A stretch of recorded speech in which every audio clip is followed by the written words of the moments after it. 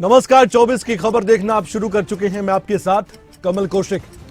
2024 के इलेक्शन में ज्यादा समय नहीं बचा है, लेकिन वक्त बहुत था हुक्मरानों के पास अपने आप को साबित करने का भी, विरोधियों को जवाब देने का भी। विपक्ष के पास भी एक बड़ा मौका था अपनी भूमिका दिखाने का भी। किसने क्या किया है, हिसाब किताब का समय आ गया है, लेकिन जो ये वक्त बचा है ना, इसमें जो भी नेता कुछ भी कह रहे हैं उसमें बहुत कुछ आपको देखने को मिलेगा।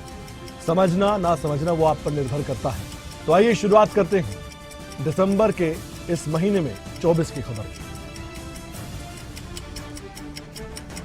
तेलंगाना के नए मुख्यमंत्री रेवंत रेड्डी बन चुके हैं। विधिवत रूप से शपथ ग्रहण की। तेलंगाना राज्य बनने के बाद से ये पहली बार है जब यहां कांग्रेस की सरकार बनी है और रेवंत रेड्डी को ये मौका मिला है कि वो कांग्रेस की ओर से तेलंगाना के मुख्यमंत्री बने।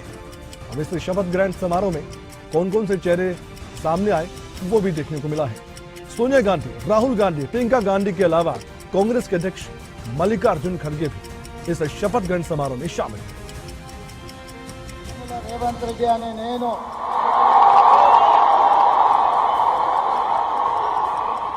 శాసనం ద్వారా నిర్మితమైన భారత రాజ్యాంగం పట్ల నిజమైన విశ్వాసం విధేయత చూపుతానని, భారతదేశ సార్వభౌమాధికారాన్ని సమగ్రతను కాపాడుతానని తెలంగాణ రాష్ట్ర ముఖ్యమంత్రిగా। तेलंगाना में कांग्रेस की जीत के बाद से ही बयानबाजी का दौर भी जारी है। ऐसे में राज्यसभा के सांसद दीपेंद्र हुड्डा ने इस जीत को लेकर पार्टी कार्यकर्ताओं का हौसला भी बढ़ाने का काम किया है और साथ ही ये भी कहा कि ये जीत कांग्रेस पार्टी की नीतियों की जीत है। तेलंगाना में जो कांग्रेस की प्रचंड जीत हुई है उस पे सभी तेलंगाना वासियों को मैं बधाई देना चाहता हूं। ये जीत कांग्रेस पार्टी की नीतियों की जीत है। ये जीत सोनिया गांधी जी की, राहुल गांधी जी की, प्रियंका जी की, खड़गे जी की जीत है। ये जीत रेवंत रेड्डी जी के संघर्ष की जीत है और हमें पूरा विश्वास है कि आज एक नया अध्याय तेलंगाना के इतिहास में, एक न्यू चैप्टर एंड तेलंगाना देश में विकास के रास्ते पे आगे पहुंचे, सबसे आगे पहुंचे, ऐसी शुभकामनाएं तेलंगाना की नई सरकार को हम दे रहे हैं।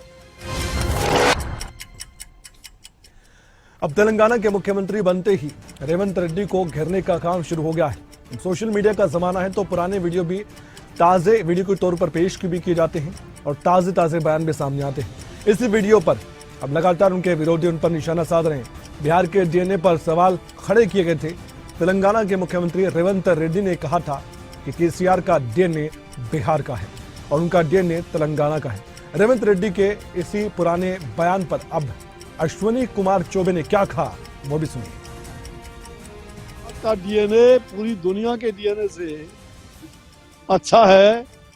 वो डीएनए जिस प्रकार की डीएनए की बात कर रहे हैं ये उनका ही डीएनए ऐसा है और इस प्रकार के कांग्रेस के लोग बिहार को और बिहार में पर्टिकुलर एक जाति समूह को जो उन्होंने कहा कुर्मी, ये दुर्भाग्य है। कांग्रेस के लोग इसी प्रकार से गंदे वातावरण पैदा करते हैं। तेलंगाना के नए मुख्यमंत्री रेवंत रेड्डी अपने एक बयान से अब निशाने पर आ गए हैं। बीजेपी के बाकायदा प्रेस कॉन्फ्रेंस करके भी निशाने पर लिया जा रहा है। रेवंत रेड्डी ने कहा था कि हमारा डीएनए बिहार के डीएनए से अच्छा है। इसी को लेकर बीजेपी के नेता रविशंकर प्रसाद ने बयान दिया और कह दिया कि कांग्रेस के नेताओं की ओर से भारत को विभाजित करने की अजीब सी योजना चल रही है। कांग्रेस के नेताओं के द्वारा भारत को विभाजित करने की अजीब योजना चल रही है।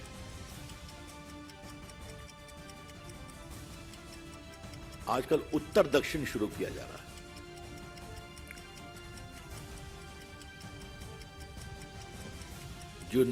जिन श्रीमान जी ने आज शपथ लिया है तेलंगाना के मुख्यमंत्री के रूप में,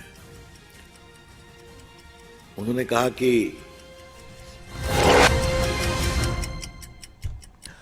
अब इंडिया गठबंधन का क्या होगा, सवाल पूछा जा रहा था। कांग्रेस की 3 राज्यों में जब करारी हार हुई तो उसके बाद विपक्षी गठबंधन इंडिया को लेकर भी सवाल उठने शुरू हो गए। आलम तो ये भी था कि इंडिया की गठबंधन की जो बैठक थी उसके बारे में ज्यादातर नेताओं को जानकारी नहीं थी। जिसको जानकारी थी कहा गया कि वो बहाने बना रहे थे, लेकिन बहाने नहीं थे। उन नेताओं की ओर से कहा गया कि उनको अपने कार्यक्रम में व्यस्त होने के नाते ये फर्ज बनता था कि अपने राज्य की पूछ ज्यादा करें। ऐसे में प्रतिक्रियाओं का दौर भी शुरू हो गया है। इंडिया गठबंधन के भविष्य पर भी बड़ा सवाल है। सुशील कुमार मोदी क्या कह रहे थे, सुन लेते हैं। उनको 6 तारीख की बैठक स्थगित क्यों करनी पड़ी? आधे दर्जन नेताओं ने आने से इनकार कर दिया। हम जब घमंडिया गठबंधन बोलते हैं तो कांग्रेस के घमंड को तो उनके सहयोगी दलों ने ही चकनाचूर कर दिया। सारे लोग कांग्रेस पर आरोप लगा रहे हैं कि कांग्रेस अकेले चुनाव लड़ रही थी, हम लोग का कोई सहयोग नहीं। संसद के शीतकालीन सत्र में इस समय जम्मू कश्मीर का मुद्दा खूब छाया हुआ है। धारा 370 की बात पहले होती थी, लगा कि मुद्दा तो खत्म हो गया, लेकिन अभी जिंदा है। इस समय देश में पीओके के मुद्दे को लेकर भी बहस छिड़ गई। राजनीतिक तौर पर आरोप प्रत्यारोप चल रहे हैं। इसका असर क्या 2024 के इलेक्शन में होगा, सवाल बड़ा है। मामले को लेकर राजनीति इतनी शुरू हो गई है कि बयान पर बयान आ रहे हैं। इसी कड़ी में कांग्रेस के सांसद अधीर रंजन चौधरी ने भी बयान दे दिया। उन्होंने कह दिया कि 2019 में जब 370 को हटाया गया था तब अमित शाह ने पीओके सियाचिन को लेकर कहा था कि इसे वापस लाया जाएगा। अब सवाल खड़े कर रहे हैं कांग्रेस, कब लाएंगे? 370 को खारिज किए गए थे। उस समय अमित शाह जी ने पीओके, सियाचिन सब कश्मीर का हिस्सा है, वो हिस्सा वापस लाएंगे ये कहते थे। मोदी जी की 10 साल हो गए, अटल बिहारी वाजपेयी के जमाने में भी 6 साल गुजर चुके हैं। अब पीओके पर बात होने लगी है। बीजेपी के नेता कहते हैं कि वो दिन आने वाला है जब पीओके भी फिर से भारत का अंग होगा, और हमारा अंग वो है भी। लेकिन इस पर राजनीतिक विरोधी बीजेपी के क्या कहते हैं ये जानना भी जरूरी हो जाता है। लालू प्रसाद यादव बिहार का वो मुख्य चेहरा जो राजनीति का केंद्र बिहार में रहता है। पीओके के मुद्दे पर उन्होंने भी अपनी ओर से प्रतिक्रिया जाहिर की है। बिहार के पूर्व मुख्यमंत्री आरजेडी के प्रमुख लालू प्रसाद यादव ने केंद्र सरकार को जमकर घेरा। अमित शाह पर बड़ा तंज कसा। सुनिए क्या कुछ कहा गया। अमित शाह को कोई मालूम है, कोई जानकारी नहीं है। पीओके के लिए पीओके पर डेंजर है, इसके लिए अमित शाह। अभी जो हमले हो रहे हैं पीओके पर, के पर, तो सब के लिए जिम्मेवार है अमित शाह। 5 राज्य के नतीजे पर अब भी बात हो रही है। 3 राज्यों में बीजेपी ने प्रचंड बहुमत से जीत हासिल कर उसके बाद अपने ही नेताओं की ओर से बयानबाजी करने के बाद अपना ही हौसला बढ़ाया जा रहा है। इसी कड़ी में केंद्रीय मंत्री प्रहलाद जोशी ने एक बार फिर से प्रतिक्रिया जाहिर की है। उन्होंने कह दिया है कि 3 राज्यों के साथ मिजोरम और तेलंगाना में भी बीजेपी का बल बहुत ज्यादा बढ़ चुका है। 3 राज्यों में हमारी सरकार चुनी जा चुकी है और हम सरकार बना रहे हैं। और 3 राज्यों के साथ मिजोरम और तेलंगाना में भी भारतीय जनता पार्टी का जो स्ट्रेंथ है, बल है, बहुत गुना बढ़ चुका है। Multiple times our strength has improved along with Chhattisgarh, Rajasthan and Madhya Pradesh, where we have won with a comfortable margin. साल 2024 के चुनाव नजदीक है और वार पलटवार का दौर भी जारी है। ऐसे में कांग्रेस की ओर से भी बीजेपी को लगातार घेरा जा रहा है। मुद्दे कई हैं, लेकिन हिंदुत्व का भी मुद्दा उठता है। इसी कड़ी में हिमाचल के कैबिनेट मंत्री विक्रमादित्य सिंह ने बीजेपी पर सियासी निशाना साधा और कह दिया कि बीजेपी मध्य भारत में हिंदुत्व का कार्ड चलाने में बेशक कोशिश करते हुए कामयाब हो चुकी हो, लेकिन हिमाचल में हिंदुत्व का कार्ड नहीं चलेगा। कार्ड ये मध्य भारत में या और प्रांतों में लाने की कोशिश करते हैं, वो हिमाचल में चलने वाला नहीं है। मैं हमेशा इस बात को कहता हूं कि उनसे बड़े हिंदू हम हैं। हमको किसी से कोई सर्टिफिकेट लेने की आवश्यकता नहीं है। देव समाज है, देव नीति है, और हमारे पूर्वजों से जो है हम देव समाज को मजबूत करते आए हैं और आने तो अब कांग्रेस की तरफ से हिंदुत्व को लेकर सवाल किया जा रहा है। बीजेपी का जवाब क्या होगा, देखने वाली बात है। चुनाव विधानसभा का हो, लोकसभा का हो, तैयार तो बीजेपी हरदम रहती है। अर्थव्यवस्था का मुद्दा तो काफी अहम होता है। ऐसे में अब 2024 का चुनाव भी नजदीक है, तो बीजेपी के नेता देश को आर्थिक रूप से मजबूत बनाने का काम कर रहे हैं। इस बीच दिल्ली में केंद्रीय मंत्री अश्विनी वैष्णव ने कह दिया है कि देश की अर्थव्यवस्था में एक मेजर टर्न आया है। जब पीएम मोदी ने मेक इन इंडिया का उद्घाटन किया, नारा दिया, तो वो बहुत बड़ा टर्निंग पॉइंट देश के लिए था। जब मेक इन इंडिया पीएम साहब ने लॉन्च किया, जब मोदी जी ने पीएम साहब ने जब मेक इन इंडिया लॉन्च किया, वो एक बहुत बड़ा बोल्ड स्टेप था, एक बहुत बड़ा टर्निंग पॉइंट था, एक थिंकिंग में चेंज लाने का था। तब भी हमारे विपक्ष के लोग इसको बहुत ही बार बार क्रिटिसाइज करते थे। अगर आप कांग्रेस का उस समय का मैनिफेस्टो उठाएं, उसमें भी लिखा होता था कि मेक इन इंडिया करना चाहिए। मध्य प्रदेश, राजस्थान, छत्तीसगढ़ का टारगेट तो पूरा हो गया, लेकिन हरियाणा का क्या सवाल बड़ा है। 2024 को लेकर बीजेपी पार्टी ने अपनी हरियाणा में तैयारी पूरी कर ली है। ऐसे में हरियाणा बीजेपी के प्रभारी बिप्लब देब ने भी बीजेपी के कामों की खूब तारीफ की और कह दिया कि मुख्यमंत्री मनोहर लाल के नेतृत्व में सरकार पारदर्शिता के साथ काम कर रही है। लाल खट्टर जी के नेतृत्व में सरकार जिस तरीके से एक ट्रांसपेरेंट तरीके से काम करता है और डेवलपमेंट के इशू में काम करता है, ये हरियाणा के जनता ने पहले नहीं देखा। और हमारे हरियाणा के जनता स्वाभिमानी जनता है, इनको इज्जत चाहिए, सम्मान चाहिए। तो हरियाणा के जनता को इज्जत और सम्मान कोई दे सकता है, वो माननीय प्रधानमंत्री नरेंद्र भाई मोदी देता है और उनको मालूम है, और उसी दिशा में पूरा हरियाणा है। और आपने अभी देखा जो बड़े मात्रा में जिस समाज से आए हैं, हम डिवाइड नहीं करते किसी को, किंतु ये जो हरियाणा में अलग अलग तरीके से फैला के रखता है और लोगों को। सोनीपत से बीजेपी के सांसद रमेश कौशिक 2024 के चुनाव को लेकर अपनी प्रतिक्रिया देते नजर आए। उन्होंने कहा कि 2024 में हरियाणा में बीजेपी बहुमत के साथ सत्ता में आएगी। ये भी कह दिया कि प्रधानमंत्री नरेंद्र मोदी की गारंटी को देश ने अपना लिया है। 2024 के लिए देश में एक तरफा माहौल रहने वाला है और चुनौती कोई नहीं। इसमें ही भेद है। और 3 स्टेट में जो हमने चुनाव में मध्य प्रदेश, राजस्थान और छत्तीसगढ़ में शानदार जीत प्राप्त की है, इस लोगों ने प्रधानमंत्री नरेंद्र मोदी जी ने जो गारंटियां दी, उन पर विश्वास व्यक्त किया है। और ये हो गया है कि प्रधानमंत्री नरेंद्र मोदी जी जो कहते हैं वो करते हैं। उनके नेतृत्व में आज पूरे देश का नाम, पूरी दुनिया में एक बहुत बड़ा नाम हुआ है। चाहे हम आज 5वीं आर्थिक दृष्टि से 5वें नंबर पर में हैं और आने वाले समय में जल्दी 3 नंबर की। हरियाणा के उप मुख्यमंत्री दुष्यंत चौटाला ने हरियाणा कांग्रेस के नेताओं पर खूब सियासी प्रहार किए। उन्होंने कहा कि हरियाणा के 3 बड़े नेता राजस्थान, छत्तीसगढ़ और मध्य प्रदेश में प्रभारी लगाए गए, तीनों वहां पर चुनाव हरवाकर वापस लौट आए। चलो मैं एक फैक्ट तो आपको बता दूं, कांग्रेस के 3 नेता हैं, भूपेंद्र हुड्डा जी, कुमारी शैलजा जी, रणदीप सुरजेवाला जी। तीनों एक प्रदेश के प्रभारी थे और तीनों कांग्रेस को हरा के लाए हैं। मुझे लगता है कांग्रेस को अपनी लीडरशिप पर रीथिंक करना चाहिए कि ऐसे लोगों को जिम्मेवारी दी जिनने आई हुई सरकार भी खो दी और बनी हुई सरकार भी खो दी। बात ठीक भी है। कुमारी शैलजा को भी छत्तीसगढ़ में जिम्मेदारी मिली, मध्य प्रदेश में भी रणदीप सुरजेवाला को जिम्मेदारी सौंपी गई है। लेकिन हुआ क्या, जो नतीजे आए हैं वो कांग्रेस के लिए निराशाजनक थे।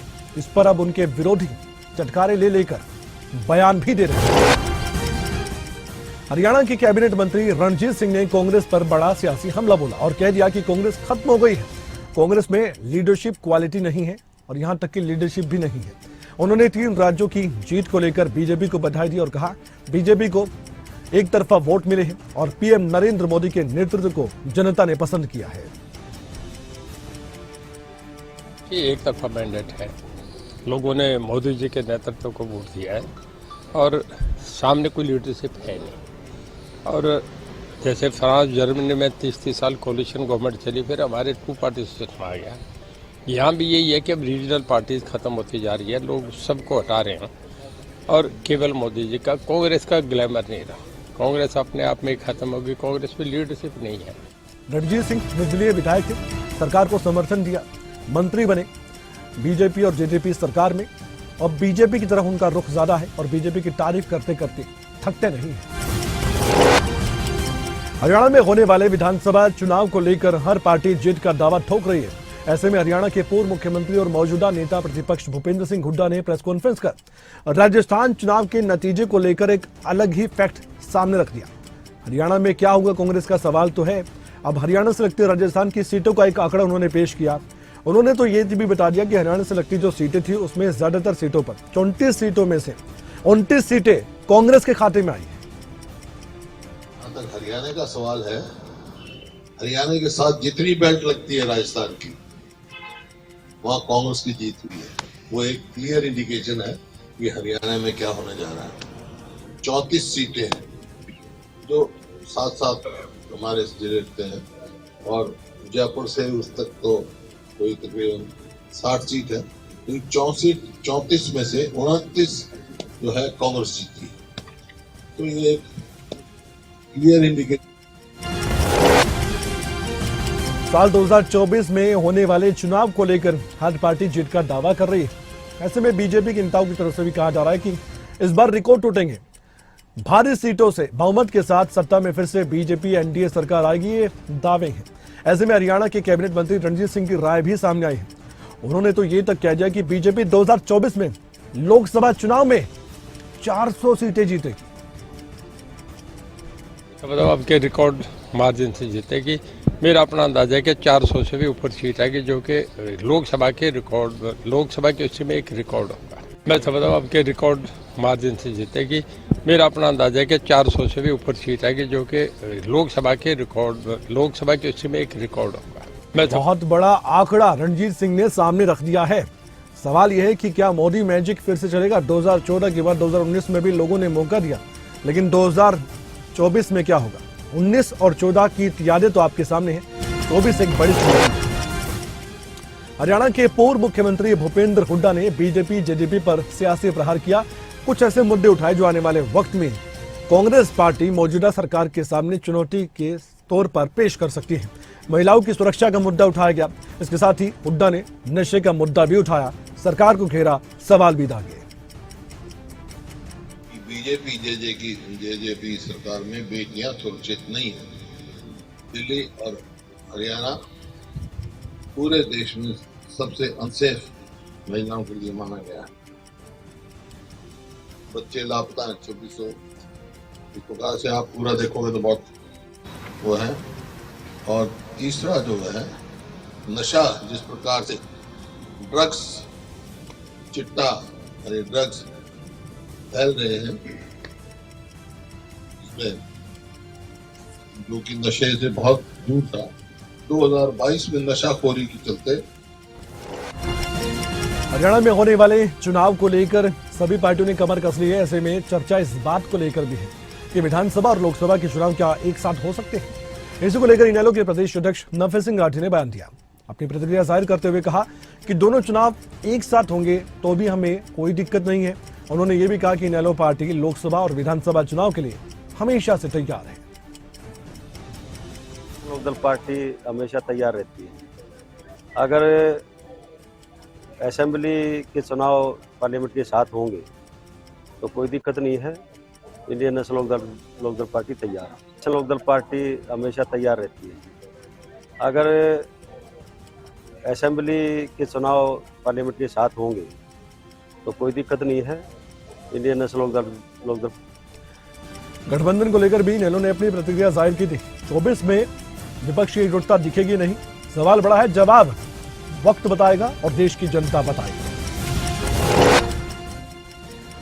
केंद्रीय गृह मंत्री अमित शाह ने देश में एक विधान और एक निशान की बात कही थी। शशि थरूर ने इस पर बयान दिया और तंज कसा था और ये भी कहा था कि अमेरिका में 50 राज्य हैं, सबके अपने अपने विधान और निशान हैं।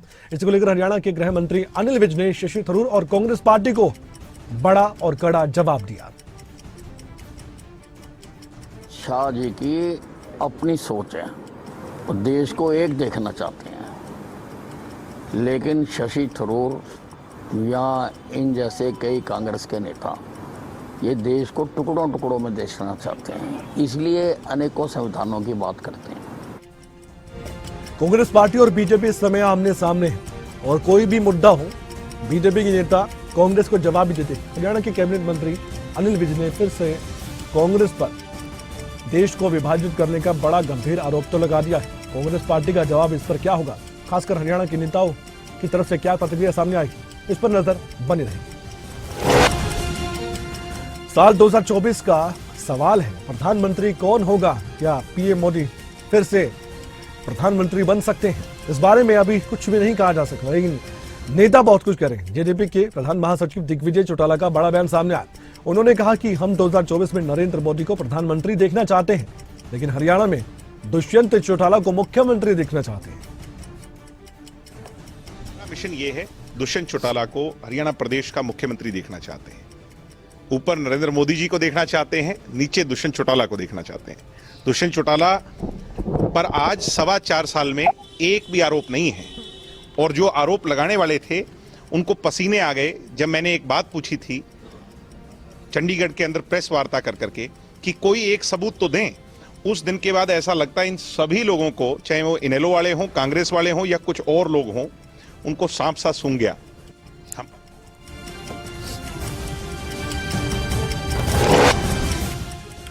समाजवादी पार्टी के प्रमुख अखिलेश यादव ने बड़ा बयान दिया है।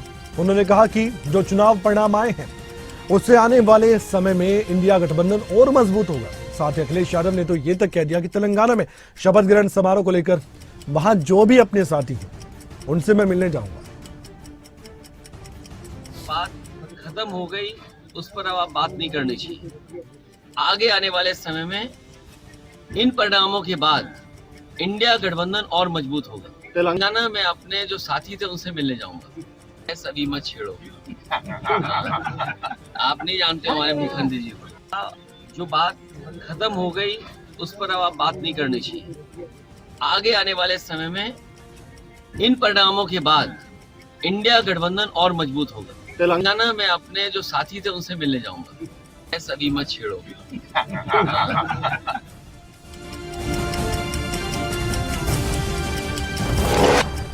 इन दिनों हिमाचल कांग्रेस पार्टी के नेता सरकार के 1 साल पूरे होने पर जश्न के मूड में हैं और सरकार के 1 साल के कार्यकाल को सफल भी बता रहे हैं। ऐसे में 11 दिसंबर को धर्मशाला में एक भव्य रैली आयोजित की जाएगी, जिसमें कांग्रेस की कद्दावर नेता प्रियंका गांधी भी नजर आएंगी। 11 तारीख को इस संदर्भ में एक रैली का आयोजन जिला कांगड़ा में रखा गया है, जिसमें हमारी नेता कांग्रेस पार्टी की राष्ट्रीय महासचिव आदरणीय श्रीमती प्रियंका गांधी वाड्रा जी इसमें मुख्य अतिथि के रूप में उपस्थित रहेगी। आदरणीय मुख्यमंत्री जी, सभी पार्टी की माननीय अध्यक्षा श्रीमती प्रतिभा सिंह जी और सभी कांग्रेस पार्टी के वरिष्ठ नेता इस उपलक्ष्य में उपस्थित रहेंगे। और 1 साल के कार्यकाल में मैं समझता हूं कि हालांकि ये 1 साल बहुत चुनौतियों भरा रहा है। आप जानते हैं कि किस तरीके से कांग्रेस 1 साल का कार्यकाल का जश्न मनाएगी, लेकिन बीजेपी आक्रोश दिखाएगी। बीजेपी के प्रदेश अध्यक्ष राजीव बिंदल ने कांग्रेस पर गारंटी को लेकर सवाल दागे और कह दिया कि कांग्रेस राज्य में एक भी नया संस्थान नहीं खुला और साथ ही कांग्रेस की अभी गारंटियां भी फेल साबित हुई हैं। उन्होंने ये भी कहा कि हिमाचल में कानून व्यवस्था की हालत बिगड़ गई है। सरकार की गारंटियां फेल हो गई, विकास कार्य बंद हो गए,